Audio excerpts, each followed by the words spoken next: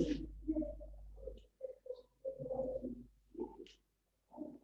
morning, students. Let's start our SST class. Take out page number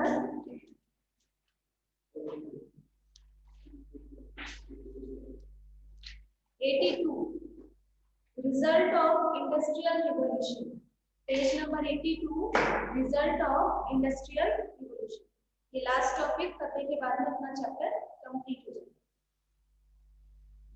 तो कल तक हमने चैप्टर में पढ़ा था कि अलग अलग जो टेक्सटाइल है इन्वेंशंस किए गए वो किस लिए किए गए ताकि इंडस्ट्रियल रिवॉल्यूशन को बढ़ाया जा सके, इंडस्ट्रीज जो है वो ज्यादा से ज्यादा यहाँ सेटअप की जा सके। इसके लिए अब उनका क्या रिजल्ट रहा, तो रिजल्ट जो है वो 4 ग्रुप्स में डिवाइडेड किया गया। ठीक है, जो रिजल्ट है रिवॉल्यूशन का उसे 4 ग्रुप्स में डिवाइड किया। फर्स्ट है economic, second political, third social and fourth intellectual. तो इकोनॉमिक रिजल्ट क्या था? There was unbalanced growth in production and commerce which disturbed the economic balance. Cities and towns developed at a faster rate than villages. Small scale industry was destroyed. Market of different countries got protection from the government and industrial capitalism flourished. यानी कि industrial revolution जो है वो इतनी तेजी से बढ़ने लगा तो जितने भी छोटी इंडस्ट्रीज थी, कॉटेज इंडस्ट्रीज थी, वो तो खत्म हो गई और जो पुअर सेक्शन था वो भी पूरी तरह से परेशान हो गया। तो इकोनॉमिक रीजन यही था कि इंडस्ट्रीज तो बढ़ गई लेकिन बहुत ज्यादा नुकसान भी लोगों को सहना पड़ा। नेक्स्ट है पॉलिटिकल रिजल्ट। तो demand for democratic government increased and political ambition of the middle class was on the rise. Industrial revolution ignited the colonial competition. Workers became organized and started mass movement to raise their incomes. की political reason क्या था कि जैसे जैसे capitalism बढ़ने लगा, industries develop हुई तो उससे ज्यादा फायदा किसको हो रहा था? जो कॉलोनियल पीपल थे, जो हाई सोसाइटी में बिलोंग करते थे, ब्रिटिशर्स जो थे, उन लोगों को सबसे ज्यादा प्रॉफिट हो रहा था। जो वर्कर्स थे उनको तो कोई प्रॉफिट नहीं मिल रहा था। तो वो क्या कर रहे थे, एक तरह से सोसाइटी में अपने आप को डोमिनेट महसूस कर रहे थे, ये लग रहा था उनका शोषण।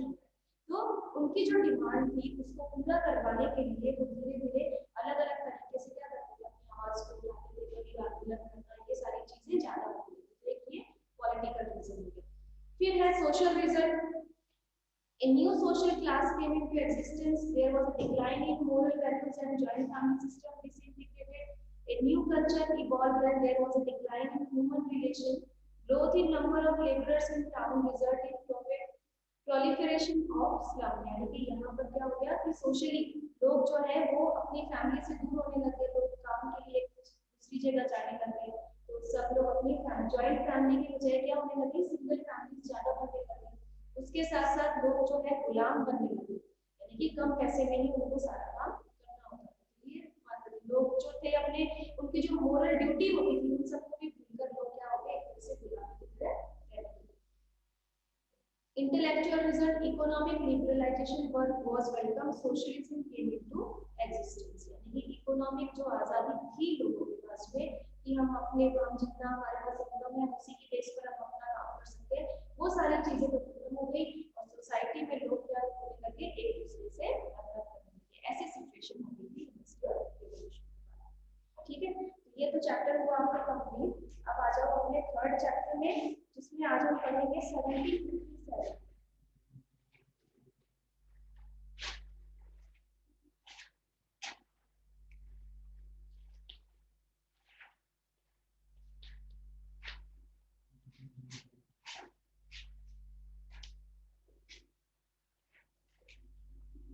जो कि है बैटल ऑफ प्लासी। ठीक है, ये है बैटल ऑफ प्लासी। अलग अलग रिवॉल्ट इसमें हम पढ़ेंगे। तो सबसे पहले इसके अंदर क्या था कि ईस्ट इंडिया कंपनी जो थी वो सेटअप की इंग्लैंड के अंदर। ठीक है, इस कंपनी को अब कैसे बढ़ाया जाए अलग अलग देशों के अंदर, वो जो कंपनी जो एक जगह सेटअप थी उसको अब देश पूरे देश के अंदर, इंडिया के अंदर भी लाया गया, अलग अलग रीजन्स में लेकर आया। तो उस स्प्रेड से क्या हुआ, क्या मतलब किस तरीके से ये जो अलग अलग स्ट्रगल है वो स्टार्ट हो गए, इसके बारे में तो 1757 to 1857 awareness about freedom. Some major merchant of Britain founded a joint venture, the Governor and Company of Merchant of London, trading it into the East Indies on 23rd September 1600. ये जो east India company जिसको setup किया गया 23rd September 1600 में, ठीक है, इसको underline कर लो आप. That company was accorded the status of the British East India Company. On 31st December 1600, Queen Elizabeth First gave this company the charter to trade with the East. यानी कि इसको 31st December 1600 को जो England की queen थी Elizabeth first, उन्होंने ये order दिया कि वो क्या कर सकता है, ईस्ट इंडिया कंपनी जो है वो ईस्टर्न पार्ट में, यानी कि उसके ईस्टर्न पार्ट में जो भी कंट्रीज आती हैं उनसे व्यापार कर सकते हैं, ठीक है. East India company open it's first permanent factory in Surat in 1612. First factory इसकी सूरत में खोली गई 1612 में. अंडरलाइन करते चलो जो भी चीजें इंपॉर्टेंट है. This was followed by construction of Fort St. George in Madras in 1604. इस कंटिन्यूटी को यानी कि इसी चीज को कंपनी को अलग अलग तरीके से कैसे अलग अलग जगह पर सेटअप किया जा रहा है इसको आगे बढ़ाया गया और 1604 में इसका कंस्ट्रक्शन किया गया मद्रास में और किसकी अंडर में, फोर्ट सेंट जॉर्ज के under. The company obtained the zamindari of 38 villages in 1770. इस कंपनी को 38 villages का सपोर्ट मिला 1717 में through a formal order by the Mughal Emperor Farooq सियार. और वो भी किसके अंडर में, जो फारूक सियार थे जो कि मुगल रूलर थे और इनके अंडर में ही ये सारी, उन्होंने मतलब क्या किया कि 38 गांव का मतलब गांव की सेटिंग दे दी कि कोई दिक्कत नहीं, यहाँ हम ईस्ट इंडिया कंपनी सेटअप कर सकते हैं. The company got the waiver of custom duty in lieu of a one-time payment of ₹3000. यानी कि एक टाइम का जो पेमेंट था उनका वो था 3000 rupees. Moreover, the company also got the right to issue dastak, a type of permit for waiver of octroi. The company focused most of its attention on Bengal. यानी कि इस कंपनी को सेटअप तो किया गया लेकिन उसके ऊपर हर तरीके के जो होते ना टैक्स वो लगाए गए. टैक्स के साथ साथ परमिशन के लिए भी उसके लिए पेमेंट करना होता था कि अगर आपको चाहिए कि हम वहाँ से कुछ खरीद रहे हैं तो उसके लिए तो पेमेंट करना ही करना है, परमिशन के लिए भी उसके लिए पेमेंट करना होता है. यानी कि हर तरह के टैक्सेस जो लगा सकते थे वो सारे उन लोगों ने लगाए. By 1757 AD, the British had defeated other European companies to establish their superiority in India. After getting the firman from the Mughal, the company had increased its interference in the affairs of Bengal. अब जब east India company Bengal में establish कर दी गई तो बंगाल में establish करने का मतलब क्या था उन लोगों का, जो इंग्लैंड था उनका सबसे पहले मतलब 1757 से 1857 कितना टाइम पीरियड हो जाता है, और यही 100 साल अंग्रेज जो थे वो यहाँ राज करते थे 1757 to 1857. कोई भी राजा होता था या किसी भी एरिया का सब अपने इंडिपेंडेंट रूलर थे. कोई बंगाल का है, कोई महाराष्ट्र का है, कोई राजस्थान का है, अलग अलग जो एरिया है अपने स्टेट से जुड़े सब अलग अलग. पहले तो पाकिस्तान उस टाइम पर सब साथ में था, कोई अलग अलग नहीं था. पाकिस्तान भी इसके अंदर में आता था. सारी चीजें जो अब अपन अलग देखते हैं, इंडिया जो पहले था वो आज नहीं है ना. जितने भी पार्टीशन हुए वो 1857 के बाद. तो ये जो 100 साल था इसमें इंग्लैंड जो था वो क्या उसने पूरी तरह से शासन किया. किसी भी रूलर को रूलर नहीं समझा. किसी भी कोई भी अगर किंग होता था या फिर कोई राजा होता था जो अपने नाम के आगे बादशाह लगाता था तो उसको हटवा दिया गया कि किस बात का बादशाह है, यहाँ कोई बादशाह नहीं है, हम ही है यहाँ पर जब. और जैसे कि अपन 1857 के रिकॉर्ड में पढ़ेंगे बाकी तो the company had increased its influence in the affairs of Bengal. Bengal Nawab Ali Wordi Khan died on 10th April 1756.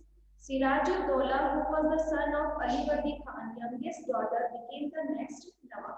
However, Shaukat Jung, governor of Purnia, who wanted to become the Nawab. The British tried to utilize that opportunity and began to give patronage to the opponents of Sirajuddaulah.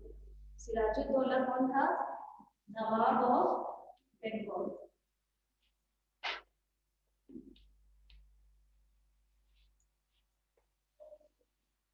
Siraj-ud-Daulah. इस book में से आपको कुछ भी नहीं लिखना है, इसके जो नोट्स हैं वो मैं आपको सेट करूंगी, ठीक है?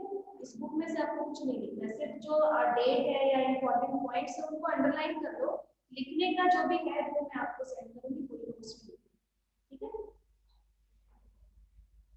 The British tried to utilize that opportunity and began to give patronage to opponents of Sirajuddaulah. There were many disputes between Nawab and British officers on economic issues. Bengal का नवाब तो था सिराजुद्दौला, लेकिन जब ईस्ट इंडिया कंपनी सेटअप हो गई तो England people जो English person थे वो लोग अपना ही चलाने लगे। कभी पॉलिटिकल तरीके से उनको टॉर्चर करते, कभी पैसों का उनके पास पावर था तो उसका पावर दिखाते, और फिर धीरे धीरे उनकी जो मिलिट्री पावर थी उसको भी एक्सटेंड करते। बस मिलिट्री पावर ही सबसे ज्यादा कम थी। ये चीजें इंडिया के अंदर, इंडिया में भी मिलिट्री पावर ज्यादा थी, उन लोगों के पास मिलिट्री पावर इतनी थी। धीरे धीरे उन लोगों ने देख कर क्या किया, अपनी मिलिट्री पावर को भी एक्सटेंड कर दिया, इस तरीके से उनको रखना है, कैसे उनको ट्रेनिंग देनी, ये सारी चीजें वो सीखने लगे, ठीक है? तो ये आपस में सिराजुद्दौला और इंग्लैंड ऑफिसर्स जो होते थे उनके बीच में ये झगड़ा चलने लगा। This culminated in the battle of Plassey, और ये जो युद्ध था ये किसमें बदल गया? बैटल ऑफ प्लासी में। यानी कि किसके बीच में हुआ था? इंग्लैंड और सिराजुद्दौला के रूलर के बीच में, ठीक है? और ये जो बैटल है वो कब स्टार्ट हुआ था? 23 जून 1757। बैटल ऑफ प्लासी जो है वो कब था? 23 जून 1757। ये डेट इंपॉर्टेंट है, याद रखो। The British won that battle and Nawab was killed. British जीत गए और नवाब जो है वो मारा गया। The British hoisted Mir Zafar as the Nawab of Bengal. फिर उसके बाद में उन लोगों ने, इंग्लैंड जो इंग्लिश पर्सन थे उन लोगों ने ही क्या किया? मीर जफर को, दूसरा जो नवाब कौन बना? पहला बना था सिराजुद्दौला, दूसरा बंगाल का नवाब कौन बना 1757 में? Mir Zafar.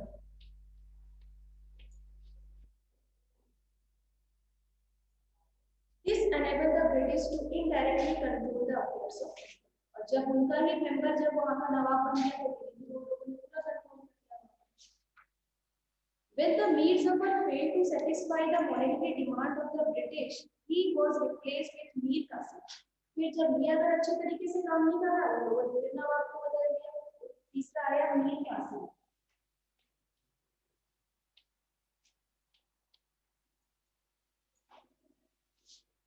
As the Nawab of Bengal, Mir Qasim tried to wrest the control of administration of Bengal, but corruption and British interference did not let him succeed in that. यानी कि उस टाइम पर बंगाल में जो भी करप्शन हो रहा था उस चीज को एडमिनिस्ट्रेशन पावर नहीं चलने दे रहे थे जो इंग्लैंड के पर्सन्स थे, तो उस चीज को वो कंट्रोल करने की कोशिश कर रहा था, लेकिन उसके बस की बात नहीं, उसको कुछ भी वो करने नहीं दे रहे अपनी मर्जी से, यानी कि वो अपनी मर्जी से वहां कुछ नहीं कर सकता। The dispute regarding economic affairs kept on increasing between Mir Qasim and the British officer. वही जो सिराजुद्दौला के साथ हुआ था वही सेम चीज मीर कासिम और इंग्लैंड पर्सन के साथ होने लगा। All of this culminated in the Battle of Buxar, और फिर यहीं पर दूसरा युद्ध हुआ। पहला तो हुआ 23 जून 1757, दूसरा हुआ 1764 में जिसे बैटल ऑफ बक्सर कहा था मीर कासिम के साथ। 22 अक्टूबर 1764 में battle of Buxar.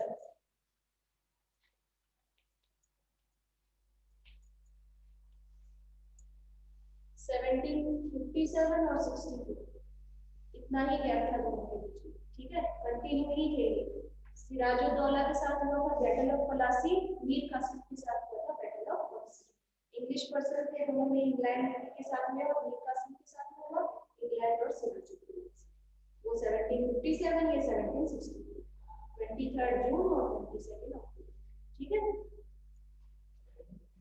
The British won that battle. वो battle भी British जीत गए. This battle proved to be highly harmful for Indians. इससे Indians को तो नुकसान हुआ, Britishers लेकिन और ज़्यादा powerful हो गए. The British obtained the Diwani rights of Bengal, Bihar and Odisha after the battle of Buxar. Buxar के बाद में बंगाल, बिहार और उड़ीसा ये पूरा ब्रिटिशर्स के अंदर था. ऐसे तो वो पूरे ऑल ओवर इंडिया के ऊपर ही कैप्चर करना चाहते थे, लेकिन वहां से शुरुआत कहां से हुई? बंगाल से. ठीक है. This harmed the trade and industry of India as well. इससे क्या हुआ? इंडिया में जो ट्रेड चल रहा था वो पूरी तरह से बंगाल से ही शुरू हुआ था. इंडिया का जो ट्रेड था वो भी बंगाल में ही चल रहा था. वो सारी चीजें वहीं पे. ठीक है. तो इंडिया का जो इकोनॉमिक कंडीशन है वो कहां से हुई? बंगाल से. इंग्लैंड ने अपनी जो ईस्ट इंडिया कंपनी है वो सबसे पहले सेटअप कहां की थी? बंगाल के अंदर. बैटल ऑफ प्लासी और बक्सर कहां हुआ? बंगाल के अंदर. ठीक है. अब इसके बाद में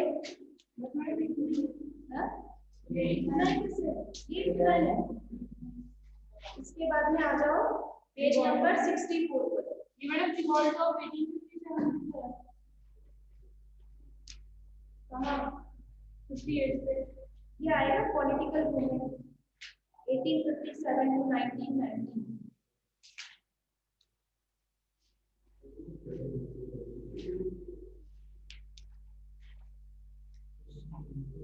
यहाँ से स्टार्ट करना है. ट्राइबल इसमें था करता है रिवॉल्ट. हाँ शायद था रिवॉल्ट. तो रिवॉल्ट तो देखो 1857 का अपने को वैसे भी पढ़ना है क्योंकि इसमें पॉलिटिकल मूवमेंट में आएगा 1857 टू 19. ठीक है. तो 1857 का रिवॉल्ट देख लेते हैं. तो सबसे इम्पोर्टेंट टॉपिक है इस chapter. Revolt of 1857.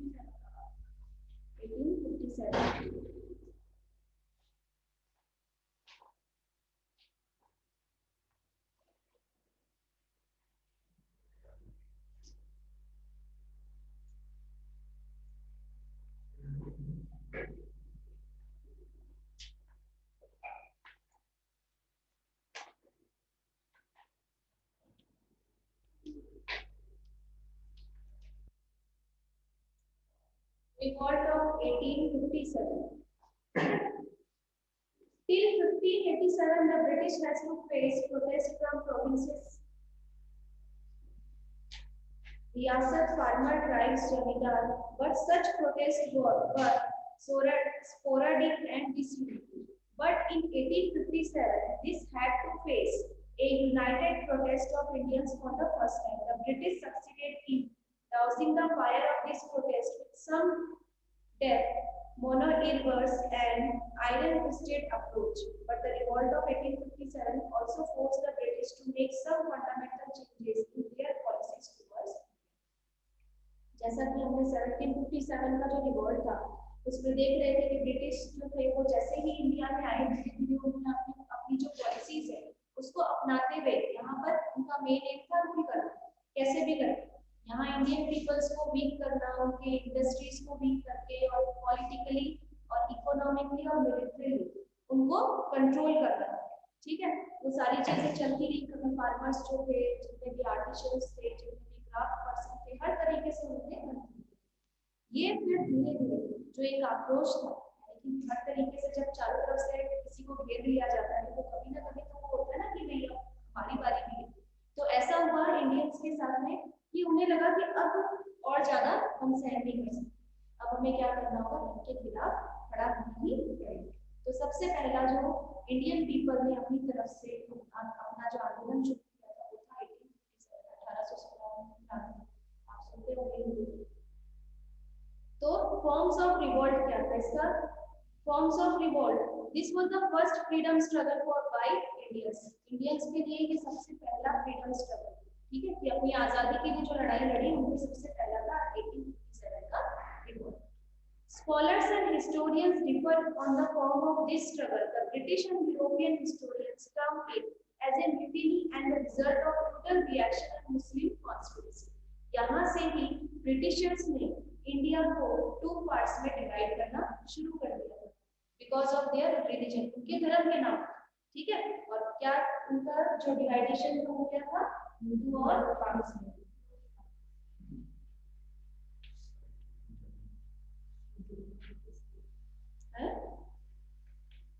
The Indian historians believe that it started from displeasure of soldier but quickly changed into people's revolt and subsequently into struggle for freedom. ये जो struggle था वो पूरा freedom के लिए ही continue चलता आ रहा था. Surendranath Sen had written, this struggle started in the name of religion. कि ये सुरेंद्रनाथ सेन ने क्या कहा कि ये जो struggle है वो धर्म के नाम पर शुरू किया गया but ended as the struggle for freedom. लेकिन उसे खत्म किया गया आजादी के नाम. ठीक है, ये किसने कहा था कि धर्म के नाम पर तो इस लड़ाई को शुरू किया गया और खत्म किया गया आजादी के नाम पर. तो सुरेंद्र सेन, नाथ Sen. In his book War of Independence, Dr. Vinayak Damodar Savarkar has termed this struggle as the freedom struggle of India. जो डॉक्टर विनायक दामोदर है, इन्होंने अपनी बुक, इनकी बुक का क्या नाम था? Freedom, war of India independence, जिसमें उन्होंने इस वॉर को नाम दिया फ्रीडम स्ट्रगल ऑफ इंडिया. ठीक है, ये अंडरलाइन कर लेना दोनों तीनों लाइन. अब इसके बाद में सबसे पहले रीजन देखेंगे हम रिवोल्ट का, कि इस रिवोल्ट का मेन रीजन क्या था. तो ये चारों रीजन है आपके: economic policy of British, policy of doctrine of lapse by Lord Dalhousie, expansionist policy of British, social, religious and military reason. ठीक है, तो इकोनॉमिक पॉलिसी क्या थी?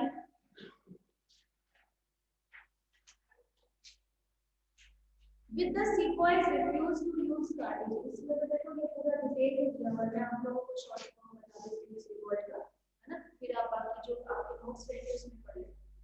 ठीक है, इकोनॉमिक पॉलिसी जो थी ब्रिटिश की, इकोनॉमिक पॉलिसी कैसे? इंडस्ट्रीज को पूरी तरह से अपने अंडर में कर लिया, जो भी चीजें वो खरीद कर लेकर आए. ठीक है, खरीद कर जो लेकर आते थे वो तो कम दाम में लेकर आते, लेकिन इंडियन पीपल को वो सेल करते थे हाई रेट. जो आने जाने का जो टैक्स होता था वो भी उनसे ही कलेक्ट किया जाता था. तो वो इकोनॉमिकली वीक हो गए, जितना भी वेल्थ था उनसे वो कलेक्ट करके लेके चले गए, क्योंकि जो भी जरूरतें होती थी वो तो चाहिए ही, जो खाना है तो खाने के लिए चाहिए, कपड़ा है तो कपड़े पहनने के लिए चाहिए. तो वो जरूरतों को पूरा करने के लिए लोग कहाँ जाते हैं? ब्रिटिशर्स के पास में जाते हैं. और उनके पास जाने का मतलब सारी इंडस्ट्रीज जो उनके अंडर में है तो सब क्या करेंगे? हर चीज के ऊपर टैक्स लगाएंगे. ठीक है, ये तो हो गया उनका इकोनॉमिक. दूसरा था policy of doctrine of lapse. ये चीज आपने 8 में भी पढ़ी थी. Policy of doctrine of lapse ये हटाई थी किसने? लॉर्ड डलहौजी.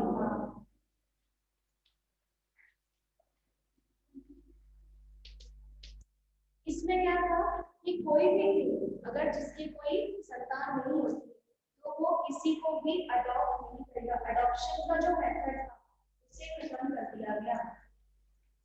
किसी भी बच्चे को अडॉप्ट करके राज्य का राजा बना दिया जाए. जो मैं आप लोगों को बता रही थी ना कि वो किसी भी बच्चे को अडॉप्ट नहीं करना.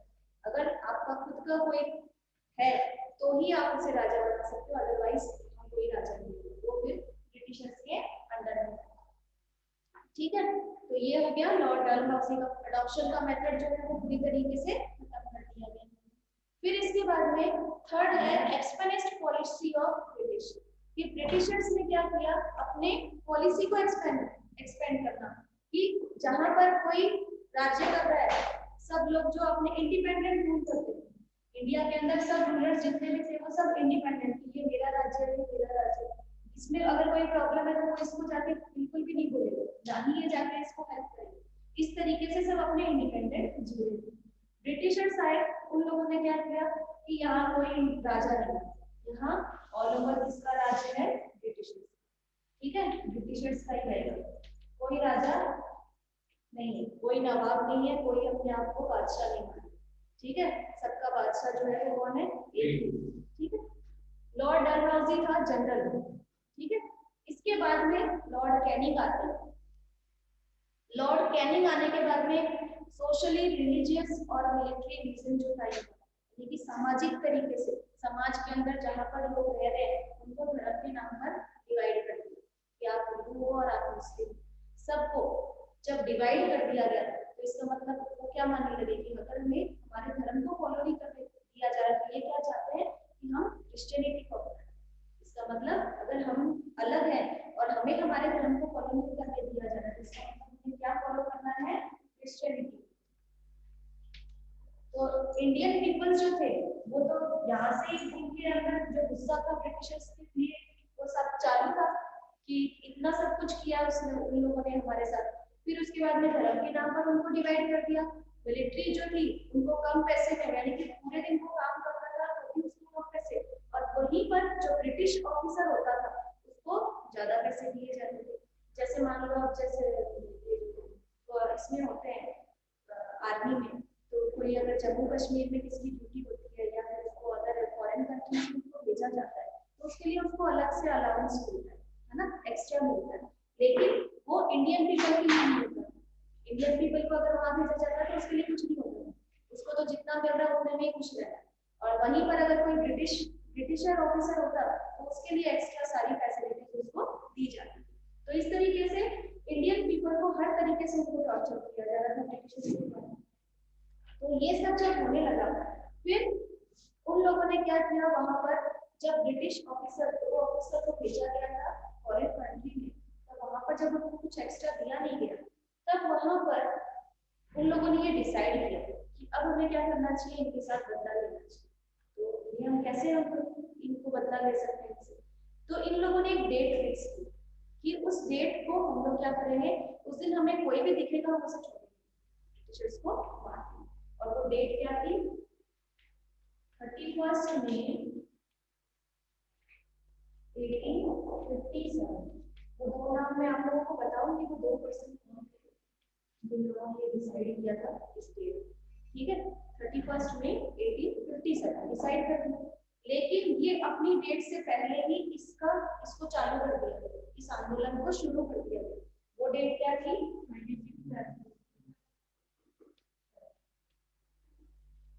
10 मई 1857, ठीक है, 10 मई 1857।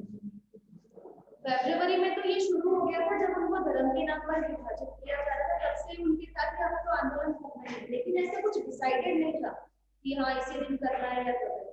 31 डे में फिक्स की गई, शुरू हो गया 10 मई को। 31 मई जब फिक्स किया गया तब इन लोगों ने क्या सोचा कि हम लोग क्या करेंगे, अब जितने भी इंडियंस हैं उन लोगों को मैसेज तो पहुंचाएंगे ना, अकेले तो 2 पर्सन उनके साथ लड़ नहीं सकते, सबको एक करना होगा। उसके लिए उन्होंने अपना एक साइन बनाया, और साइन क्या था, एक तो चपाती रोटी जो थी, रोटी का साइन, और दूसरा एक और था, क्या था, रोटी और कुछ एक और था। तो वो मतलब कि उनका ये साइन था कि इसका मतलब कि अगर हमें कोई भी दिखे तो हमें उसको क्या करना है, मानना, ठीक है। ये जो रिवॉल्ट हुई 31 मई की जगह 10 मई को क्यों शुरू हो गया, जबकि डेट तो 31 मई फिक्स की थी, 10 मई को क्यों शुरू हो गया, क्योंकि ब्रिटिशर्स क्या लेकर आए, एक कार्ट्रिज लेकर आए, जो बंदूक होती है ना चलाने वाली, वो लेकर आए। वो किससे बना हुआ था, काऊ और पिग के फैट से बना हुआ है ना, काऊ और पिग के फैट से बना हुआ, उस कार्ट्रिज कहते हैं, कार्ट्रिज जो होती है उसको कार्ट्रिज कहते हैं। तो उस कार्ट्रिज को यूज कैसे किया जाता था, उसमें जो गोली लगाई जाती, पहले तो लोग देखते होंगे पहले बंदूक चलाते थे वो मुंह से खोलते थे, वो लगाते उसमें और फिर उसको चलाया जाता है ना, तो ऐसे वो मतलब कि यूज किया जाता है। तो ये काऊ और पिग के फैट से बनाई गई, ऐसी अफवाह फैलाई गई कि काऊ और पिग के फैट से बनाई गई। अगर कोई भी हिंदू है वो ऐसे चाहे कितने भी नॉनवेज वगैरह खा सकता है, लेकिन वो काऊ का बिल्कुल भी नहीं खाए, काऊ का जो गाय का जो मांस है वो बिल्कुल क्यों नहीं खाएगा, क्योंकि वो इसको क्या मानता है, है ना। मुस्लिम जो होते हैं वो कितना भी मांस वगैरह खा सकते हैं लेकिन पिग का नहीं, क्योंकि वो इसको अपने मानते हैं, ठीक है। दोनों को ही यूज किया गया, उन लोगों ब्रिटिशर्स ने भी दिमाग लगाया कि इसको यूज किया गया, इससे क्या होगा, दोनों अपने वो आ जाएंगे अपने ओरिजिनल फॉर्म में। जो उनको भी तो पता ही होगा ना कि भाई ये प्लानिंग जो चल रही है इसको हमें क्या करना है, डिस्ट्रॉय करना है। तो वो किस तरीके से डिस्ट्रॉय हुई, फिर जब यूज करने के लिए दिया गया उन्हें तो उससे वो क्या हो गया, वो लड़ाई 10 मई 1857 को शुरू हो गई, ठीक है। ये तो था 1857 का रिवॉल्ट। मैंने इसमें ट्राइबल मूवमेंट किया, ट्राइबल मूवमेंट नहीं है इसमें, नहीं है। इसके बाद में है हमारा पॉलिटिकल मूवमेंट, जो कि 1857 टू 1919 तक चलेगा। 1919 तक मतलब पूरा लास्ट तक रहेगा। अभी पूरा चैप्टर, हाँ अभी पूरा चैप्टर है, बीच में कुछ नहीं करना। तो अब हम पढ़ेंगे, लेकिन ये जो वॉर है ये सक्सेस हुआ कि नहीं हुआ? नहीं हुआ। इसमें भी ब्रिटिशर्स ही जीते, क्योंकि एक तो बिना तैयारी के ये वॉर शुरू हो गया था, अपने टाइम से पहले शुरू हो गया था, जिसमें इंडियन पीपल की कोई तैयारी नहीं थी, और इंडियंस के लिए पहला वॉर था, तो जिसकी वजह से उनको पता भी नहीं था इसमें क्या करना है। एक तरीके से तो ये इसमें ये क्या हो रहे थे, आगे के लिए प्रिपेयर हो गए थे कि आगे अगर कुछ होगा तो उसके लिए पहले से एक ट्रायल जो था वो 1857 का रिवॉल्ट, ठीक है।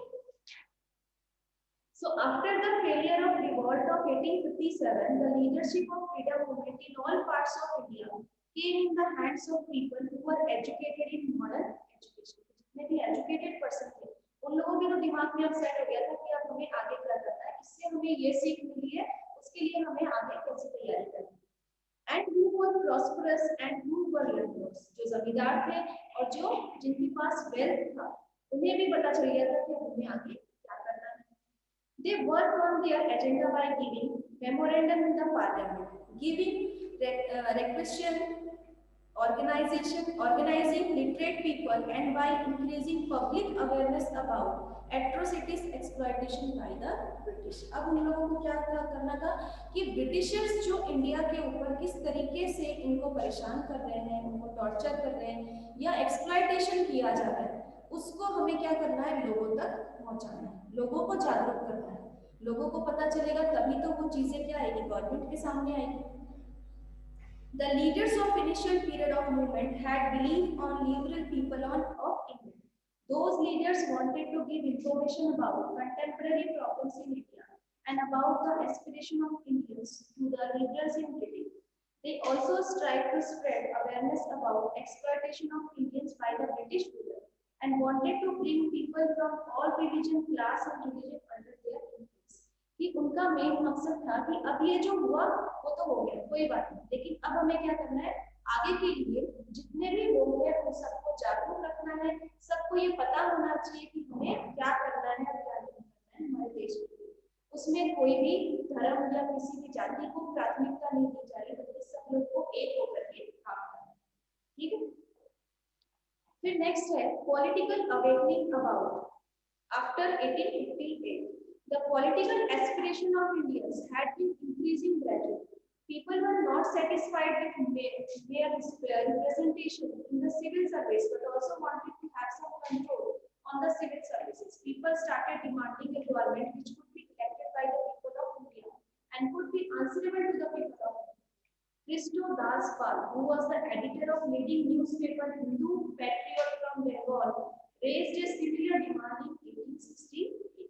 कि 1858 लोग जब ये वॉर हुआ उसके बाद में क्या डिसाइड किया उन लोगों ने कि जहां पर जो भी सिविल सर्विसेज है, जो भी गवर्नमेंट जॉब दी जाती है, तो वहां पर ऐसा पर्सन भी होना चाहिए कि जो हमारी बातों को सुन सके। ब्रिटिशर्स होंगे तो वो उनको तो बिल्कुल भी नहीं मानेंगे, ना ही उनकी किसी बात को समझने की कोशिश करेंगे।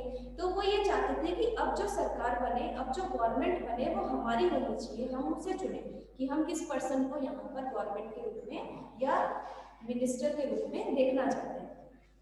तो ये सारी चीजें किसने लिखी थी? हिंदू पैट्रियट जो देशभक्त था बंगाल का न्यूज़पेपर एडिटर क्रिस्टो दास पाल ने। He talked about a constitutional government for the Indians and by the Indians in an essay titled Swarajya in 1870. इसको आप अंडरलाइन कर लो कि स्वराज्य किसने लिखा था? ये स्वराज्य टाइटल देकर ऐसे लिखा था स्वराज्य के ऊपर 1874 में, तो क्रिस्टो दास पाल जो कि एक न्यूज़पेपर एडिटर थे। But the political organization which were present at time were not ready for such progressive demand and were not ready to struggle for such a cause. So, some thinkers and scholars from Bengal founded the Indian League in 1875. Its main motto was to create a feeling nationalism and to increase political first political organization which was being built on the foundation of public awareness, यानी कि लोगों को जागरूक करने के लिए Indian league जो है वो बनाया गया 1875 में। सिर्फ उसके अंदर क्या था कि जिसमें देश के लोगों को जागरूक करना, देश के प्रति उनके प्रति देशभक्ति की भावना को जागरूक करना। फिर नेक्स्ट आता है Indian national association. After the foundation of Indian league, Surendranath Banerjee called a meeting in Albert Hall at Kolkata in 1876. This meeting was attended by about 800 people. In that meeting, it was decided that the people with similarly political level would be brought on one stage and common people would be organized properly. This culminated in the formation of Indian National Association. कि सुरेंद्रनाथ बैनर्जी जिन्होंने एक meeting बुलाई थी 1876 को, जिसके अंदर जो political form में यानी कि जो पॉलिटिकल रूप में आगे आना चाहते हैं उनको तो अलग रखा गया और बाकी जो अदर मेंबर्स थे उन सबका एक अलग ग्रुप बनाया। उसके अंदर 800 पीपल प्रेजेंट थे। Indian national Congress,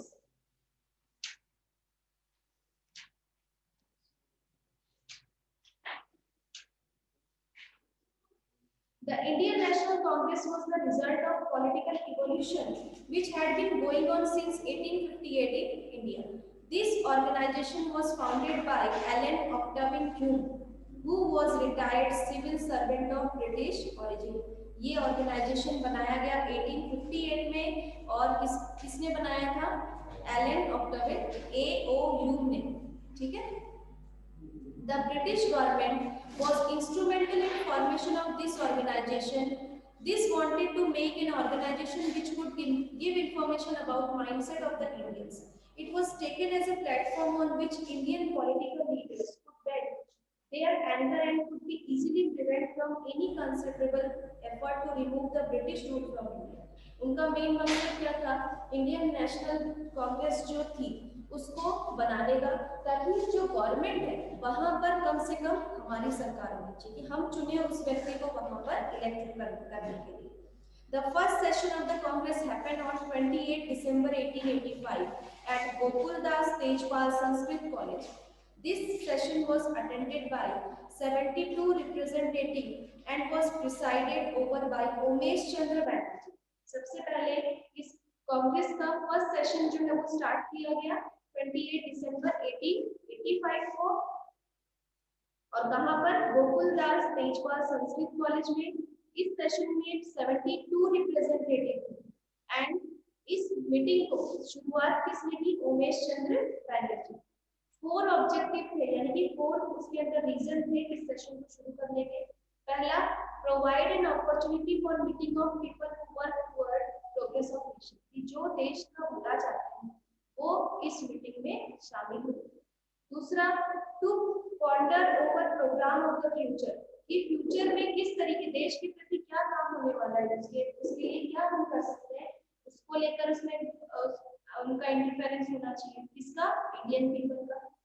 to protest against those work of the Indian government which are against the fundamental principle of the British parliament, कि जो ब्रिटिश पार्लियामेंट यहाँ पर है इंडिया के अंदर, उस पार्लियामेंट के अंदर की फंडामेंटल जो उनके राइट्स हैं वो क्या होंगे इंडियन गवर्नमेंट में, तो उसके लिए इंडियन पीपल वहां प्रेजेंट होने चाहिए।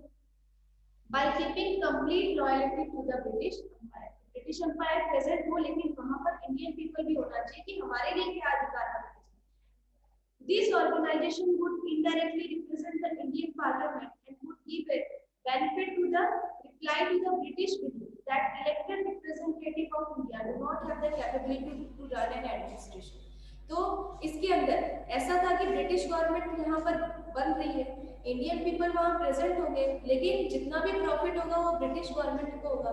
तो इसका मतलब ऐसा तो नहीं कि इंडियन पीपल जो है वो गवर्नमेंट चलाने में कैपेबल नहीं है।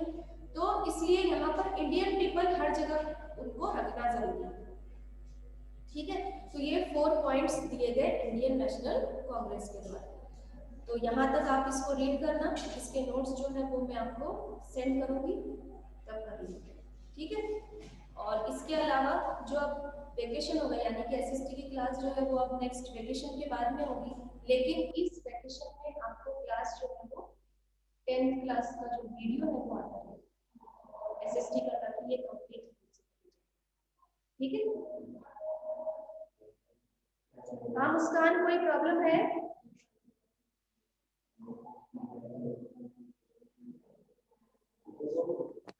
यस मैम, पूछना था। हेलो हाँ कुछ पूछना हेलो था? हेलो हाँ मुस्कान। मैम, इस थर्ड वाले चैप्टर के तो आप वैसे भेजोगे ना? क्या हुआ? हमें पूछना है।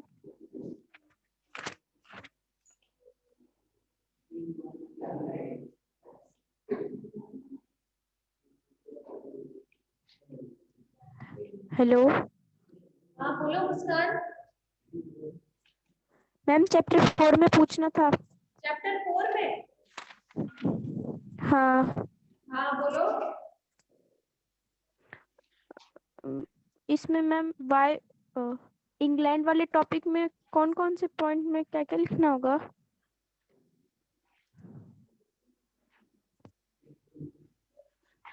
पेज नंबर 80 पर। हाँ ये why did industrial revolution begin from England, इसमें क्या? Yes ma'am. हाँ तो इसमें देखो, आप लोग भी अब पेज नंबर 80 निकाल लो। इससे ऊपर वाला जो टॉपिक है इसमें तो देखो सारे पॉइंट्स इंक्लूडेड है ना? हाँ इसके बाद में पॉइंट डालेंगे अपन। फर्स्ट तो द कॉलोनियल से लेकर कॉलोनियल एम्पायर, उसकी जगह आप ब्रिटिश भी लिख सकते हो ताकि आपको अच्छे से समझ में आ सके, है ना? द कॉलोनियल से लेकर सेकेंड लाइन में न्यू मार्केट तक। Yes ma'am. Second point, iron mine से लेकर second line iron and steel तक।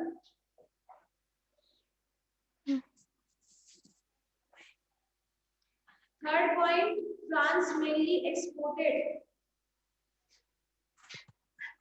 से लेकर consumption of items of luxury is always limited.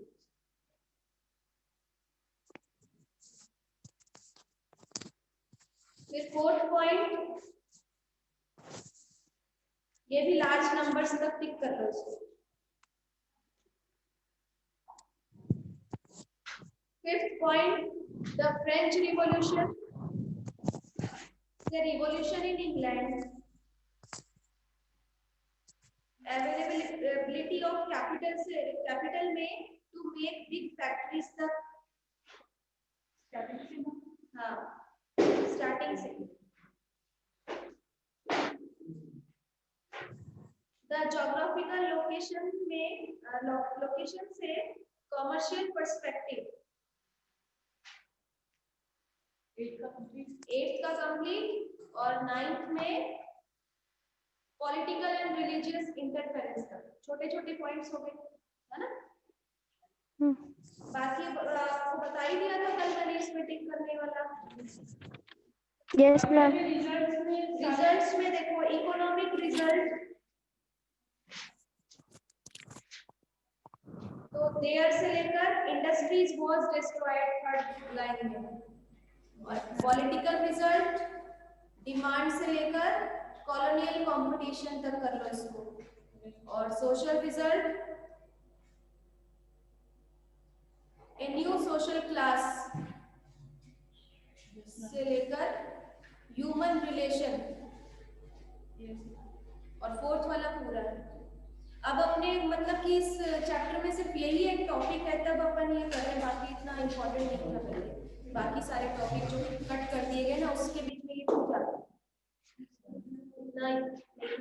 Topic ही एक ही है इसमें, ठीक है?